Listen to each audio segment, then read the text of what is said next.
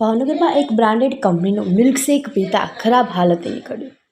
Bhavnagar Navapara Kaveri complex નજીક પાનના ગલ્લેથી લીધું હતું મિલ્કશેક। ચોકલેટ ફ્લેવરમાં લીધેલું મિલ્કશેક અચાનક ખૂબ જ ખટાશવાળું નીકળતા ગ્રાહકે કરી રજૂઆત। હિતેશભાઈ એડવોકેટ દ્વારા ચોકલેટ ફ્લેવરમાં મિલ્ક બોટલ લીધી હતી। બ્રિટાનિયા કંપનીનું વિનકિલ મિલ્ક પીવા માટે લીધેલ જે ખટાશવાળું નીકળેલ હતું। એડવોકેટ હિતેશભાઈ દ્વારા મીડિયામાં જાણ કરી ફરિયાદ અંગે જણાવ્યું હતું।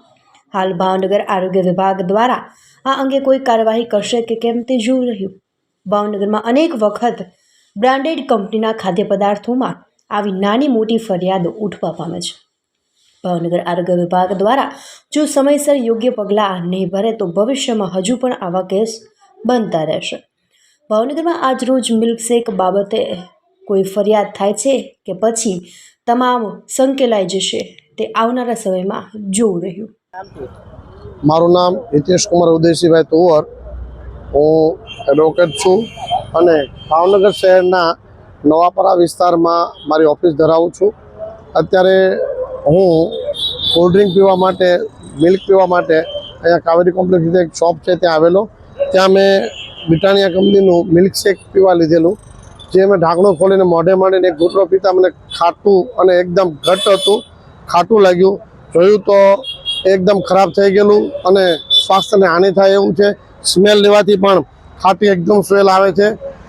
આ અંગે કંપનીના જવાબદાર વ્યક્તિ, સેલ્સમેન, કંપની એમ્પ્લોયને જાણ કરતાં કંપની એમ્પ્લોય આ અંગે કશું કહેવા માગતી નથી અને આ દરેક માણસને જે આ સેવન કરે એને આ શારીરિક નુકસાન થાય, શારીરિક હાનિ થાય એવી વસ્તુનું વેચાણ કરે છે।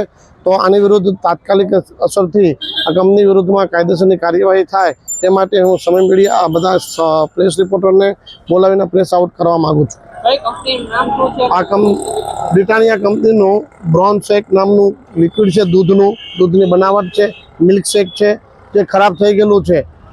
આ અંગે તમે જે આરોગ્ય વિભાગ છે એમને આ અંગે મેં આરોગ્ય વિભાગમાં ફોન કર્યો છે અને પોલીસમાં પણ ફોનથી જાણ કરી છે કે આ વસ્તુ ખરાબ થઈ ગયેલી વસ્તુનું વેચાણ કંપની મારફત કરાવવામાં આવે છે। આ કઈ દુકાનનું નામ છે? આ નવાપરામાં આવેલી દુકાન છે, શું નામ છે? ફેમસ।